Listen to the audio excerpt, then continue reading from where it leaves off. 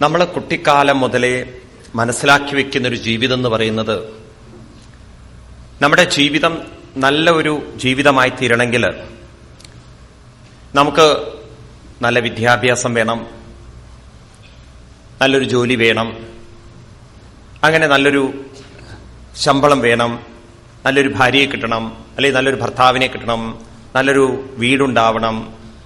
ഇങ്ങനെ നമ്മൾ കെട്ടിപ്പടുക്കുന്ന ഒരു ജീവിതം നിങ്ങൾ ശ്രദ്ധിച്ചിട്ടുണ്ടോ അറിയില്ല. എന്റെ ജീവിതത്തിൽ നല്ലതെല്ലാം സംഭവിച്ചാൽ എന്റെ ജീവിതം നല്ല ജീവിതമായി. അപ്പൊ നല്ലത് സംഭവിക്കണം. അങ്ങനെ നമ്മൾ ചുറ്റുപാടുകൾ നല്ലതായാൽ എന്റെ ജീവിതം നന്നായി എന്ന് പറഞ്ഞുകൊണ്ട് ജീവിതം ആരംഭിക്കുമ്പോൾ, അല്ലെങ്കിൽ എന്ന് മനസ്സിലാക്കിക്കൊണ്ട് ജീവിതം ആരംഭിക്കുമ്പോൾ, നമ്മുടെ ചുറ്റുപാടെങ്ങാനും നന്നാവാതിരുന്നാൽ നമ്മൾ സ്വയം പറയുന്നത് എന്താ അറിയോ? എന്റെ ജീവിതം നന്നാവാത്തതിന് കാരണം ഞാൻ പ്രതീക്ഷിച്ച ചുറ്റുപാടൊന്നും എനിക്ക് കിട്ടാത്തത് കൊണ്ടാണ്. ഉടനെ നമ്മൾ ചുറ്റുപാടിനെ ബ്ലെയിം ചെയ്യും. അപ്പൊ നമ്മൾ എങ്ങനെയാണ് വളർന്നു വന്നിരിക്കുന്നത്? എന്ത് 100% ചുറ്റുപാട് നന്നായാൽ എന്റെ ജീവിതം 100% നന്നായി. അപ്പൊ എന്റെ ജീവിതത്തെ 100% നന്നാക്കുന്നത് എന്റെ ചുറ്റുപാടാണ്. എന്നാൽ ഇവിടെയാണ് നമ്മുടെ പൂർവികന്മാര് അവരുടെ അനുഭവത്തിലൂടെ അവര് അനുഭവിച്ചറിഞ്ഞുകൊണ്ട് നമ്മളോട് പറയുന്നത്, നിങ്ങളുടെ ചുറ്റുപാടിന് നിങ്ങളെ സ്വാധീനിക്കാൻ 40% സാധിക്കുള്ളൂ. 40% നിങ്ങളുടെ ചുറ്റുപാടിന് നിങ്ങളെ സ്വാധീനിക്കാൻ സാധിക്കും. എന്നാൽ 60% നിങ്ങളുടെ സമീപനമാണ് നിങ്ങളുടെ ജീവിതം എങ്ങനെയാവണമെന്ന് നിശ്ചയിക്കുന്നത്. അതായത് നമ്മുടെ പെരുമാറ്റമാണ്, പ്രതികരണമാണ്, എങ്ങനെയാണ് നമ്മളെ ജീവിതത്തോട് റെസ്പോണ്ട് ചെയ്യുന്നത്. ഇതാണ് നമ്മുടെ ജീവിതത്തെ എങ്ങനെയാവണമെന്ന് നിശ്ചയിക്കുന്നത്. ചുറ്റുപാടിന് നമ്മളെ ഡിസ്റ്റർബ് ചെയ്യാൻ പറ്റും, ചുറ്റുപാടിന് നമ്മളെ അനുകൂലമാക്കാൻ പറ്റും, പലതും ചെയ്യാൻ പറ്റും. പക്ഷെ അത് എത്ര പെർസെന്റേജ് മാത്രം? ഒരു 40%. ബാക്കി 60% നമ്മുടെ ഉള്ളിലാണ്, നമ്മുടെ കൂടെയാണ് ഇരിക്കുന്നത്.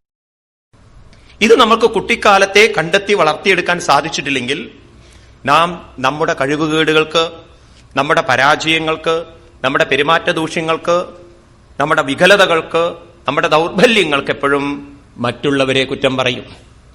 എന്റെ അച്ഛൻ, എന്റെ അമ്മ ഈ രീതിയിൽ എന്നെ വളർത്തിക്കൊണ്ടുവന്നുകൊണ്ടാണ് ഞാൻ ഇങ്ങനെയായത്. വേണമെങ്കിൽ നമുക്ക് പറയാം. ചിലർ പറയാറില്ലേ, കുട്ടിക്കാലത്തെ എന്നെ എങ്ങോട്ടും വിടാതെ ശീലിപ്പിച്ചതുകൊണ്ടാണ് ഞാൻ ഇങ്ങനെയായതെന്ന്. എന്നാ ഇപ്പോഴെങ്കിലും നേരെ കൂടെ.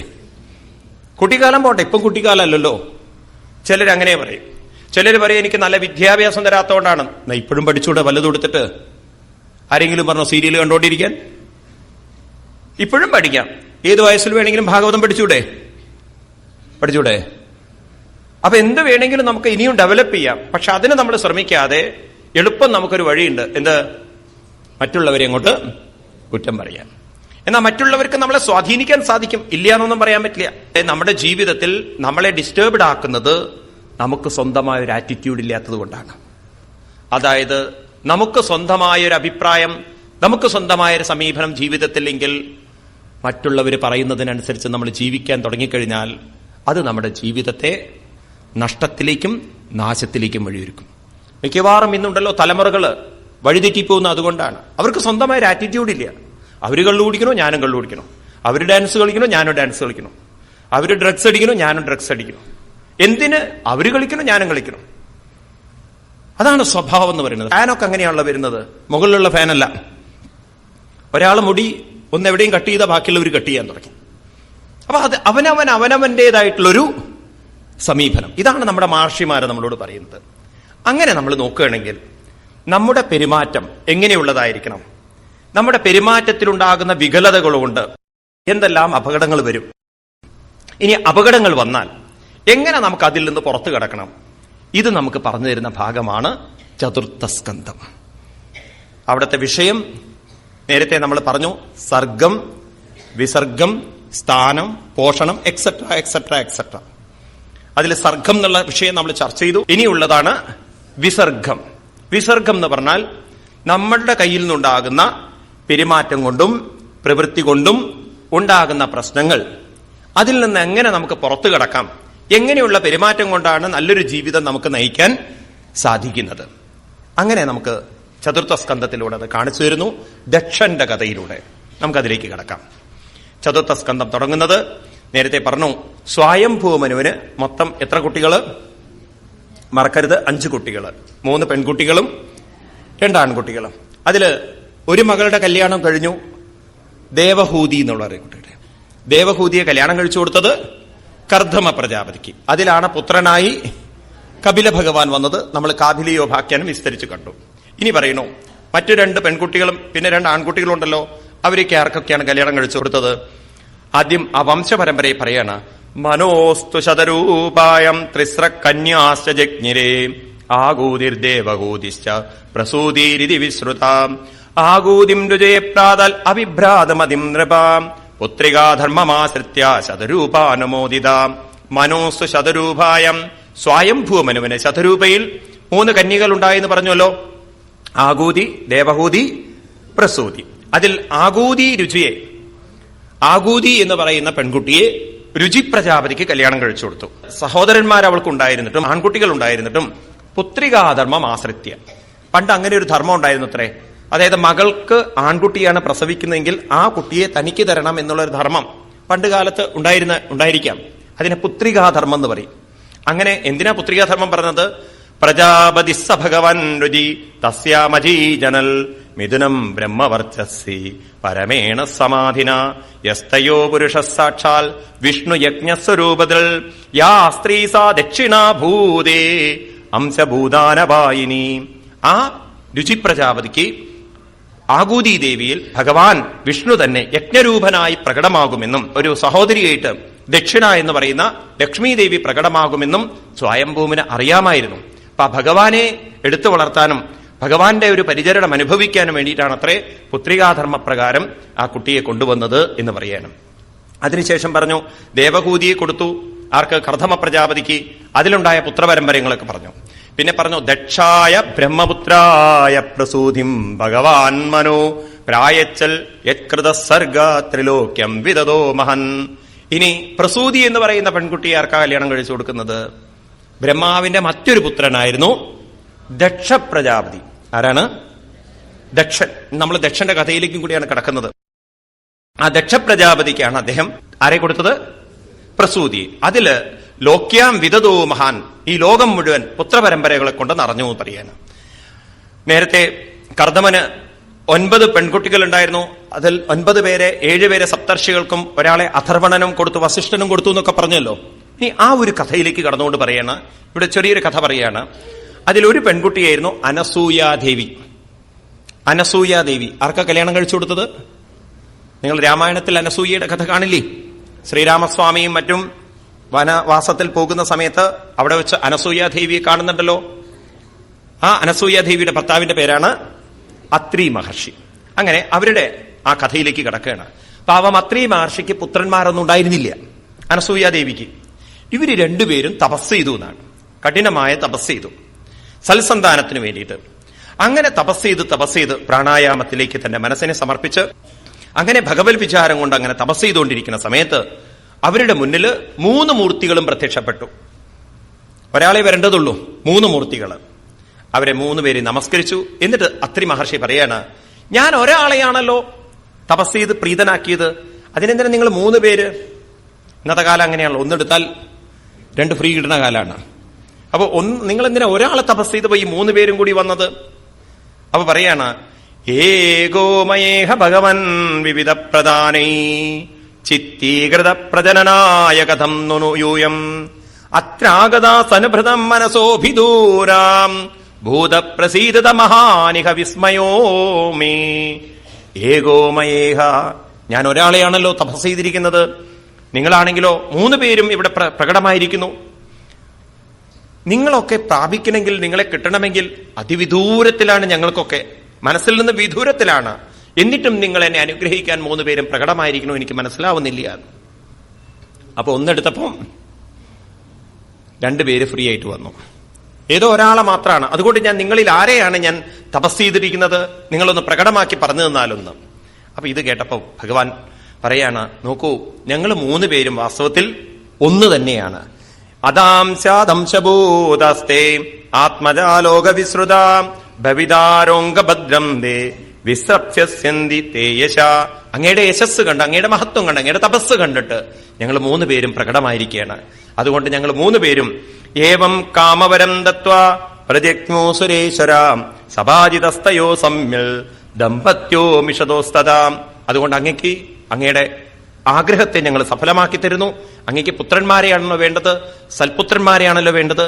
ഞങ്ങളുടെ 3 പേരുടെ അംശത്തിൽ നിന്നും 3 പുത്രന്മാരെ തരുന്നു. അങ്ങനെ അത്രി മഹർഷിക്ക് അനസൂയാദേവിയിൽ 3 പുത്രന്മാരെ കൊടുക്കുകയാണ്. ആരൊക്കെയാണത്രേ? ആദ്യം ബ്രഹ്മാവിന്റെ അംശമായി അനസൂയാദേവിക്ക് കിട്ടിയ പുത്രനാണത്രേ സോമൻ എന്ന് പറയുന്ന പുത്രൻ. ആരാണ് സോമൻ? എറണാകുളത്തുള്ളതല്ലേ? ഇവിടെ സോമൻ എന്ന് പറഞ്ഞാൽ സാക്ഷാൽ സോമൻ. പിന്നെ അത് കഴിഞ്ഞിട്ട് വിഷ്ണുവിൽ നിന്നും കിട്ടിയ പുത്രനാണ് ദത്താത്രേയ എന്ന് പറയുന്നത്. ശിവനിൽ നിന്നും കിട്ടിയതാണ് ദുർവാസ ശങ്കരസ്യാംശോ. ആരാണ്? ദുർവാസ മഹർഷി. അപ്പൊ ഈ 3 പേര്, ദുർവാസാവ്, ദത്താത്രേയൻ, സോമൻ, ഇങ്ങനെ ഈ 3 പേര്. ഇവര് 3 പേരും ഈ കഥകളൊക്കെ 9ാമത്തെ സ്കന്ധം വരുമ്പോൾ സോമന്റെ പുത്രനായി ബുധനിലൂടെ പുരൂരവസ് വരുന്ന കഥകളൊക്കെ പറയും. ഏകാദശ സ്കന്ധത്തിൽ ഭഗവാൻ ഉദ്ധവർക്ക് ഉപദേശം കൊടുക്കുമ്പോൾ അവിടെ ആരുടെ കഥ പറയും? ദത്താത്രേയന്റെ കഥ പറയും. പിന്നെ ദുർവാസാവ് ഇടയ്ക്കിടയ്ക്കൊക്കെ വരും. നമുക്ക് കാണാം, പാലാഴി മദന സമയത്ത് വരും, അതുപോലെ അംബരീഷനെ പരീക്ഷിക്കേണ്ട സമയത്ത് വരും. ഇങ്ങനെയൊക്കെ ഓരോ സന്ദർഭങ്ങളിൽ വരും. ഇങ്ങനെയാണ് ഭാഗവതത്തിൽ കഥ പറയുന്നത്. പക്ഷെ ഭാരതത്തിൽ ഈ കഥ ഈ രീതിയിലല്ല പ്രചരിച്ചിരിക്കുന്നത്.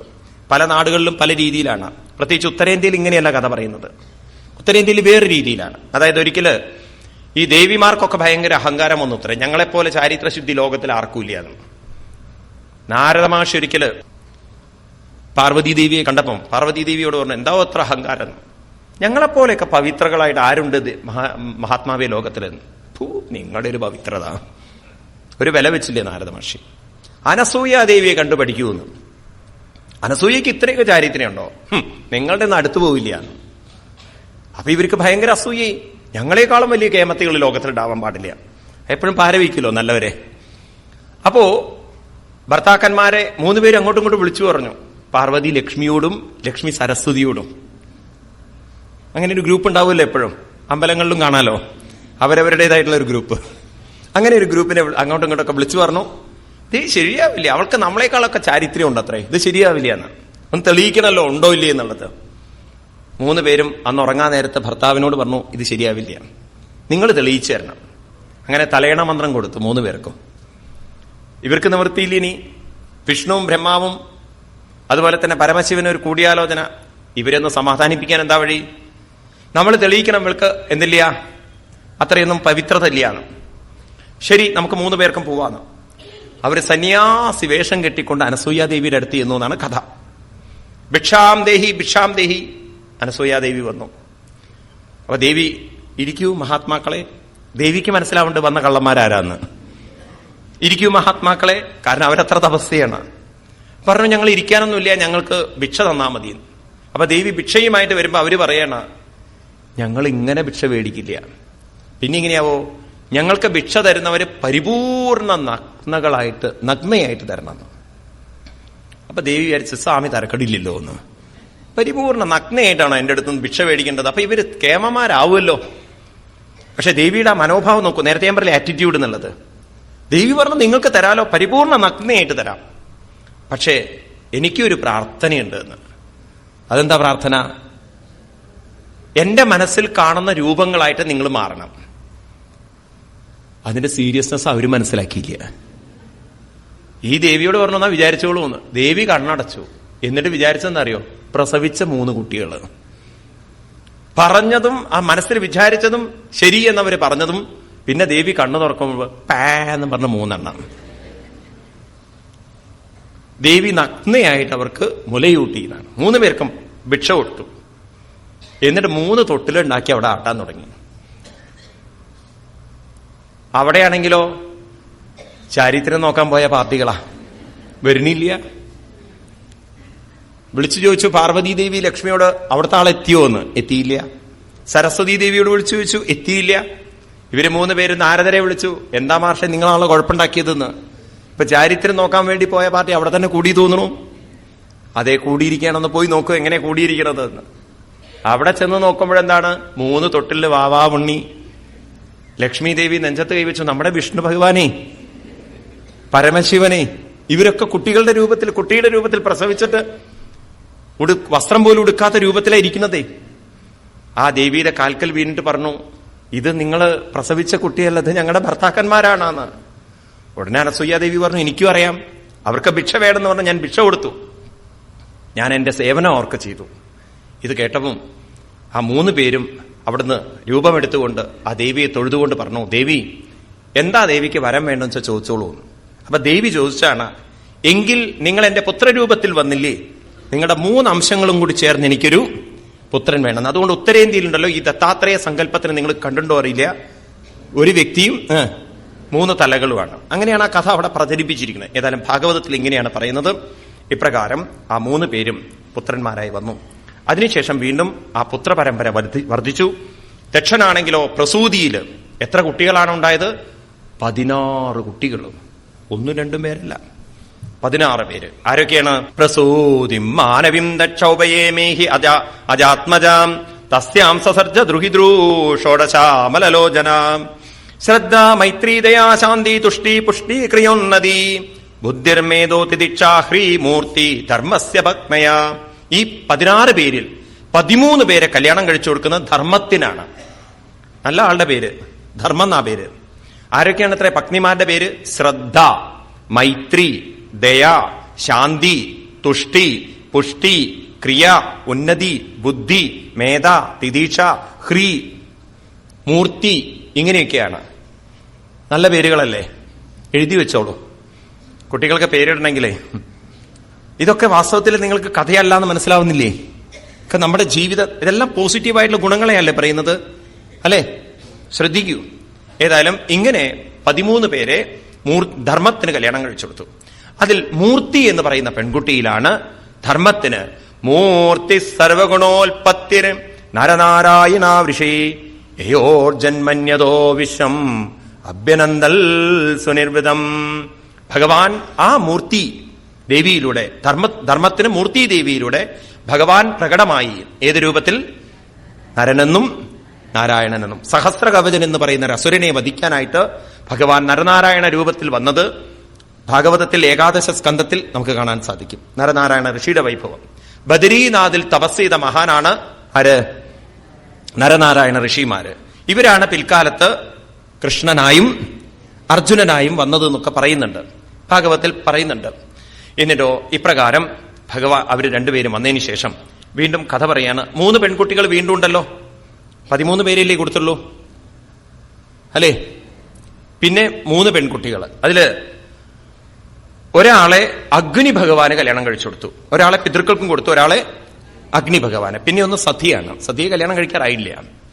അപ്പോ അഗ്നി ഭഗവാന് കല്യാണം കഴിച്ചു കൊടുത്ത കുട്ടിയാണ് സ്വാഹ എന്നും പിതൃക്കൾക്ക് കല്യാണം കഴിച്ചു കൊടുത്ത കുട്ടിയാണ് സ്വധ എന്നും പറയുകയാണ്. അപ്പൊ ഇതൊക്കെ നമുക്ക് കേൾക്കുമ്പോണ്ടല്ലോ ഇത് കഥയല്ല, നമുക്ക് കുറെ മനസ്സിലാവും. അഗ്നിയുടെ നാവിന്റെ പേരാണത്രേ സ്വാഹ എന്നുള്ളത്.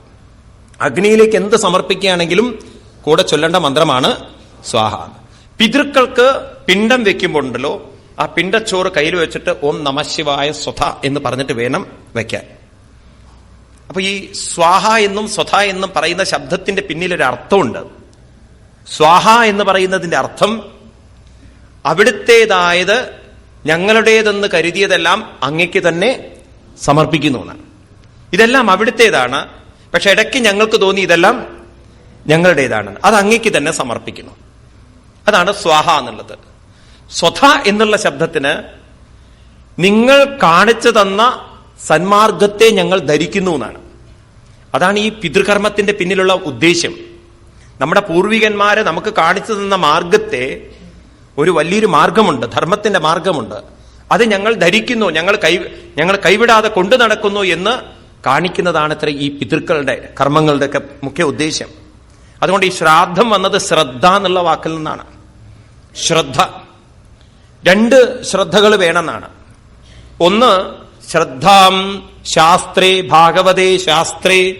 ഭഗവാൻ ഗീതയിലും പറഞ്ഞു, ഞാനിവിടെ ഓർമ്മിപ്പിച്ചതാണ്. ശ്രദ്ധ വേണമെന്ന്. ഏതില്? ശാസ്ത്രത്തിൽ ശ്രദ്ധ വേണമെന്ന്.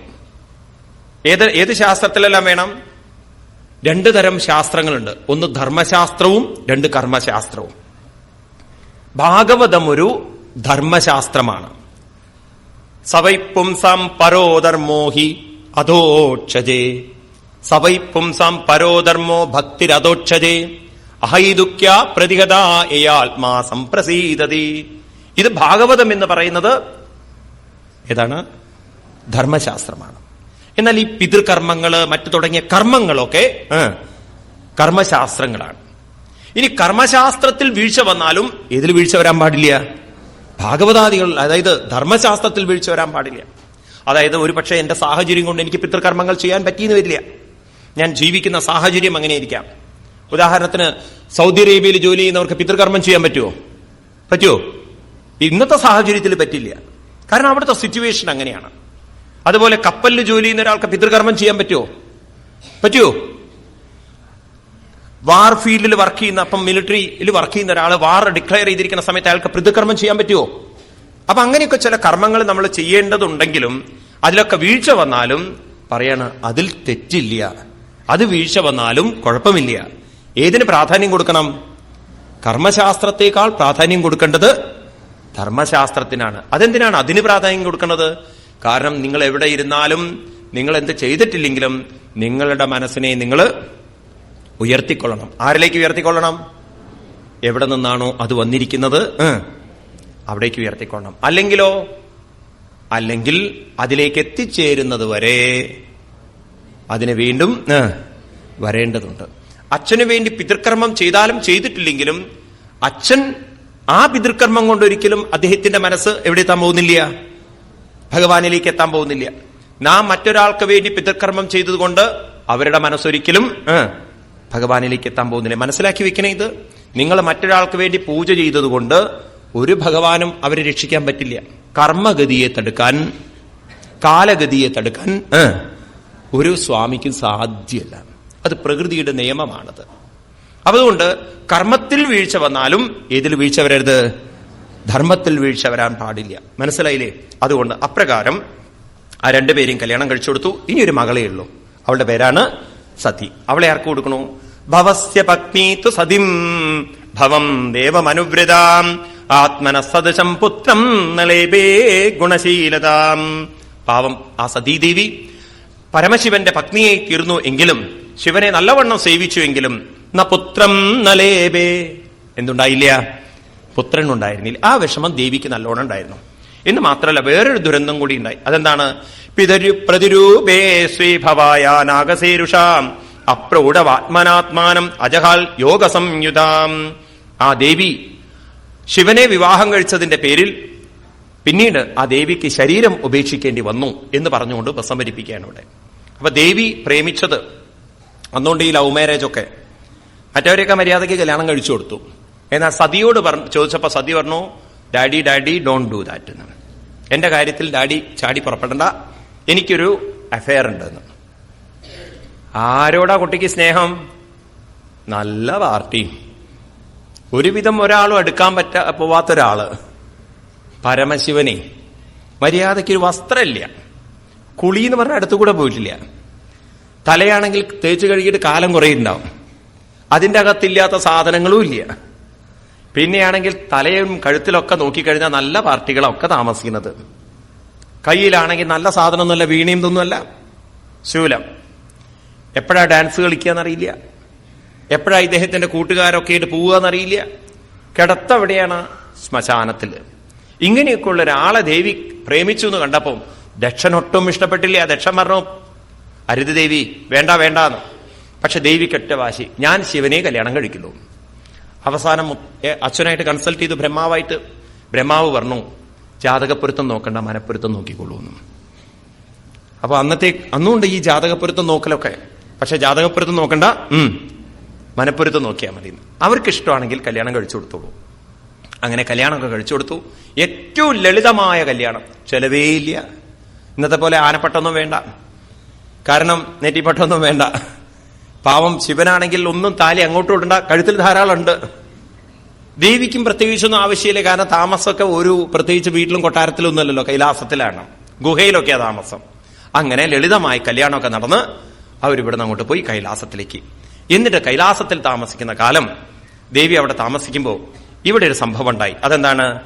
പുരാ വിശ്വസ്രജാം സത്രേ സമേധാം പരമർശയാം തദാമരഗണ സർവേ സാനുഗാ മുനയോഗ്നയാം തത്ര പ്രവിഷ്ടമൃഷയോ ദൃഷ്ടാർക്കമിവ രോജിഷാം ഭ്രാജമാനം വിധിമിരം കുറുവന്തം തന്മഹൽ സദാം പുരാ വിശ്വസ്രജാം സത്രേ. ഒരിക്കൽ ഭാരതത്തില് വിശ്വസൃഷ്ടാക്കള് ഒരു യാഗം നടത്തി, യജ്ഞം നടത്തി. അതില് എല്ലാ ദേവന്മാരെയും ഋഷിമാരെയും ഒക്കെ വിളിച്ചു വരുത്തി. നിങ്ങളൊക്കെ വന്നതുപോലെ അനവധി ദേവന്മാരും ഋഷീശ്വരന്മാരും പങ്കെടുത്തു. അമരഗണ സർവേ സാനുഗാ മനയോ അഗ്നിദേവൻ തുടങ്ങിയുള്ള അഗ്നികളൊക്കെ വന്നു ചേർന്നു. അതില് ത്രിമൂർത്തികൾ, പണ്ട് യാഗങ്ങൾക്ക് പ്രധാനമായിട്ട് പല ചടങ്ങുകളിൽ പ്രധാനപ്പെട്ട 2 ചടങ്ങ് എന്താന്ന് വെച്ചാൽ ത്രിമൂർത്തികളുടെ സാന്നിധ്യം ഉണ്ടായിരിക്കണം. അപ്പൊ ബ്രഹ്മാവും വരണം, വിഷ്ണുവും വരണം, ശിവനും വരണം. ഇനി യാഗം കഴിയുമ്പം ആ പ്രസാദം മാറ്റിവെക്കുമ്പം ആ പ്രസാദം നീതിച്ചു കഴിഞ്ഞാൽ അതിന്റെ ഭാഗം, അതിന് അവകാശം രുദ്രനാണ്. നിങ്ങൾ കണ്ടിട്ടുണ്ടാവും ഈ അമ്പലങ്ങളിലൊക്കെ നീതിച്ചു കഴിഞ്ഞാൽ പിന്നെ പുറത്തേക്ക് ആവാഹിക്കും അതിനെ. അത് ശിവന് രുദ്രഭാഗം കൊടുക്കണം എന്നാണ്. അപ്പൊ നിങ്ങളുടെയൊക്കെ വീട്ടിൽ ചില ചടങ്ങുകളൊക്കെ നടന്നിട്ടുണ്ടാവും. എപ്പോഴെങ്കിലും ഒരു വിശേഷമായിട്ട് വല്ല പദാർത്ഥങ്ങളും ഉണ്ടാക്കിയ കുറച്ച് പ്രസാദം ആദ്യം പൂജാമുറിയിലോ അല്ലെങ്കിൽ വീട്ടിന്റെ എവിടെയെങ്കിലുമൊക്കെ കൊണ്ടുവയ്ക്കുക. എവിടെയെങ്കിലുമൊക്കെ ചില പഴയ വീടുകളിലൊക്കെ നിങ്ങൾക്ക് കാണാൻ പറ്റും. അപ്പൊ ഇതിന്റെ ആ അവകാശം ചിലർക്കുണ്ട് എന്നാണ്.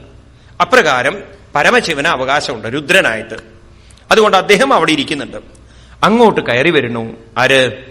വളരെ ആ സദസ്സിലേക്ക് കയറി വരികയാണ്. തത്ര പ്രവിഷ്ടമൃഷയോ ദൃഷ്ടാർക്കമിവരോജിഷാം ഭ്രാജമാനം വിധിമിരം കുറുവന്തം തൻ മഹൽ സദാ. എല്ലാവരും എത്തിയതിനു ശേഷം പ്രധാനമായിട്ട് ക്ഷണിച്ചു വരുത്തിയ ആളായിരുന്നു ദക്ഷപ്രജാപതി. അദ്ദേഹം അങ്ങോട്ട് കയറി വരുന്നു. അദ്ദേഹത്തെ കണ്ടപ്പോഴും ഉദതിഷ്ഠൻ സദസ്യാസ്തി സ്വദിഷ്ണേഭ്യ സഹാഗ്നയ. എല്ലാവരും എണീറ്റ് നിന്നു. ദേവന്മാരെ എണീറ്റപ്പം ഭാര്യമാരെ എണീറ്റു, മിസ്റ്റർ എണീറ്റ മിസ്സിസ് എണീക്കണല്ലോ. എങ്ങനെ എല്ലാവരും എണീറ്റു. എന്നാൽ ഹൃദയ വിരിഞ്ചം സർവം ചതൽബാ സാക്ഷിപ്ത ചേതസ. ബ്രഹ്മാവും എണീറ്റില്ല, ശിവനും എണീറ്റില്ല. അവര് രണ്ടുപേരൊക്കെ അവിടെ ഇരുന്നു, വിഷ്ണുവും ഒക്കെ അവിടെ ഇരുന്നു. ബാക്കി എല്ലാവരും എണീറ്റു. അപ്പൊ ദക്ഷൻ ഇങ്ങനെ കയറി വരികയാണ്. തന്നെ കാണുമ്പം എല്ലാവരും അങ്ങോട്ട് എണീക്കണു. എന്നാൽ ചിലർ എണീക്കാതെ വരുമ്പോണ്ടല്ലോ സ്വാഭാവികമായിട്ട് ഇയാളുടെ മനസ്സിലൊരു വിഷമം ഉണ്ടാവും. അതെന്താണത്? എല്ലാവർക്കും റെസ്പെക്ട് ചെയ്യാന്നുണ്ടെങ്കിൽ ഇവർക്കും കൂടി റെസ്പെക്ട് ചെയ്തുകൂടെ? പക്ഷെ അത് ദക്ഷനുണ്ടല്ലോ ബ്രഹ്മാവിൽ നിന്ന് പ്രതീക്ഷിച്ചില്ല. കാരണം ബ്രഹ്മാവ് എന്ന് പറഞ്ഞാൽ അച്ഛന്റെ അടുത്ത് നിന്ന് അച്ഛൻ എണീക്കുക പറഞ്ഞാൽ ഇന്നത്തെ കാലത്ത് അതും വേണം. പണ്ട് കാലത്തൊക്കെ നമ്മുടെ വീടുകളിൽ അങ്ങനെ സംസ്കാരം ഉണ്ടായിരുന്നു. ആരെങ്കിലും കാരണവന്മാര് വരുന്ന സമയത്ത് കുട്ടികൾ എണീറ്റ് നിൽക്കുക എന്നുള്ളൊരു സ്വഭാവം ഉണ്ടായിരുന്നു. ഇന്നിപ്പോ കാരണവന്മാര് വരുന്ന സമയത്ത്, അല്ല കുട്ടികൾ വരുന്ന സമയത്ത് കാരണവന്മാർ എണീറ്റ് നിൽക്കണം എന്നുള്ളതാണ്. അങ്ങനെ ഒരു കാലം മാറിപ്പോയി, കലിയുഗല്ലേ. ഏതായാലും ഇദ്ദേഹം ഇങ്ങനെ നോക്കി നെഞ്ചുയർത്തിയിട്ട് എന്താ എണീക്കാത്തതെന്ന്. ആരെയാ നോക്കുന്നത്? തന്റെ മകളെ വിവാഹം കഴിച്ചു കൊടുത്ത ശിവന്റെ നേരെ ഒരു നോട്ടം. കണ്ണൂർക്കാരുടെ ഭാഷയിൽ പറഞ്ഞ ഓൻ എന്റെ മരുവനല്ലേ എന്ന്, ഓൻ എന്താ എണീറ്റൂടെ എന്നുള്ള ഒരു ഭാവത്തിലും നീ എന്താ എണീക്കാത്തതെന്ന് അവിടുന്ന് ഒരു നോക്കം. പ്രാഗ്നിഷണ്ണം മൃഡം ദൃഷ്ട്വാ നാമൃഷ്യത്തനാർദ്രത ഉവാചവാമം ചക്ഷുഭ്യം അപവീക്ഷ്യ ദഹന്നിവ. ക്രോധത്തോടുകൂടി കത്തിജ്വലിക്കുന്ന കണ്ണോടുകൂടി എണീക്കടാ. പരമശിവനാണെങ്കിൽ എണീക്കില്ലേ അമ്മായിയപ്പ? പരമശിവന് വിട്ടുകൊടുത്തില്ല. അപ്പൊ ഒരാൾ എണീക്കണം എന്നുള്ളതും മറ്റൊരാള് എണീക്കില്ലാണ്. അങ്ങനെ കൂളായിട്ടിരുന്നു പരമശിവൻ. ശ്രൂയതാം ബ്രഹ്മശയോമേ സഹദേവാ സഹാഗ്നയ സാധൂനം ബ്രുവതോ വൃത്തം നാജ്ഞാനം അച്ചമത്സരൽ. അതങ്ങോട്ട് കണ്ട് ദേഷ്യം വന്നു ദക്ഷന്. മഹർഷിമാരെ, അഗ്നികളെ, എല്ലാവരും കേട്ടുകൊള്ളൂ. എനിക്ക് മത്സരബുദ്ധിയൊന്നുമില്ല. ഞാൻ അങ്ങനെ അവിവേകം കൊണ്ടൊന്നും പറയല്ല. എനിക്കങ്ങോട്ട് ഉള്ളിൽ തട്ടിയോണ്ട് പറയാണ്. അങ്ങോട്ട് പറയാണ് എണീറ്റ് തന്നിട്ട്. ആരെക്കുറിച്ചാ പറയാൻ പോണത്? ശിവനെ കുറിച്ച് പരസ്യമായി നിന്ദിക്കുകയാണ് ശിവനെ. പറയണു അയം തു ലോകപാലാനം യശക്നോ നിരപത്രപ. ഞാൻ ഇത് വായിക്കുമ്പോണ്ടല്ലോ എനിക്കൊരു വലിയൊരു ആദരവ് ഭാഗവതത്തോട് വരുന്നത്. അവിടെയാണ് നമ്മുടെ ഭാരതത്തിന്റെ ഒരു സംസ്കാരം. ഈശ്വരന്മാരെ പോലും ചീത്ത പറയാൻ ധൈര്യം കാണിച്ചവരാണ് നമ്മുടെ പൂർവികന്മാര്. എന്നാ നോക്കൂ നിങ്ങൾ, മറ്റുള്ള മതങ്ങളിലൊക്കെ ഉണ്ടല്ലോ ഒന്ന് തൊട്ടുപോയ പ്രശ്നങ്ങളാണ്. എന്തെങ്കിലും രീതിയിലൊക്കെ പറഞ്ഞു പോയാൽ തന്നെ എന്തെല്ലാം വിപ്ലവങ്ങളാണ് ലോകത്തിൽ ഉണ്ടാക്കുന്നത്. എന്നാൽ ഭാരതത്തിൽ അങ്ങനെ ഒരു പ്രശ്നമില്ല. ശിവനെയൊക്കെ ചീത്ത വിളിക്കുന്നത് ഇനി നിങ്ങൾക്ക് കാണാം ഭാഗവതത്തിൽ. മറ്റൊരിടത്ത് ശിവനെ ചീത്ത വിളിക്കുന്നത്, വിഷ്ണുവിനെ ചീത്ത വിളിക്കുന്നത്, ഭഗവാന്റെ നെഞ്ചിൽ ചവിട്ടിയ മഹർഷി ഉണ്ടല്ലോ ഭഗവാനെ ചീത്ത പറയുന്നുണ്ട്. ഭൃഗു മഹർഷി വിഷ്ണുവിനെ ചീത്ത പറയുന്നുണ്ട്. ഇനി ഒരു രാജാവ് പരമശിവനെ ചീത്ത വിളിക്കുന്നുണ്ട്, ചിത്രകേതു മഹാരാജാവ്. ഇതൊക്കെ നിങ്ങൾക്ക് ഭാഗവതത്തിൽ കാണാം. ഏതായാലും ഇവിടെ പറയുന്നു, ദക്ഷൻ അമ്മായിയപ്പൻ മരുമകനെ ചീത്ത പറയാണ്. എന്താ പറയുന്നത്? ലോകപാലാനം യശക്നോ നിരപത്രപ. ഇവൻ ലോകങ്ങളിലുള്ള സകല ദേവന്മാരുടെയും നേതാവാണത്രേ. എന്ത് നേതാവ്? അവർക്കൊരു അപമാനമാണ്. യശക്നോ, നാണമില്ലാത്തവൻ, നിരപത്രവൻ, സദ്വി. ഇവൻ ഇങ്ങനെയാണോ ആചരിക്കേണ്ടത്? ആചരിതപ്പന്ത, മറ്റുള്ളവർക്ക് തെറ്റായ മാർഗം കാണിച്ചു കൊടുക്കുന്നവൻ, സ്തബ്ധൻ, ദൂഷിതൻ, അവിവേകി, വഴിതെറ്റിക്കുന്നവൻ, അഹങ്കാരി. ശിഷ്യതാം പ്രാപ്തോ, എന്റെ മകളുടെ ഭർത്താവായി പോയി ഞാൻ കൊടുത്തു. ദുഹിതരഗ്രഹിയിൽ പാണിം വിപ്താഗ്നിമുഖ സാവിത്ര ഇവ സാധുവൽ. നല്ലവനെ പോലെ വന്ന് എന്റെ മകളെ കൊണ്ടുപോയി.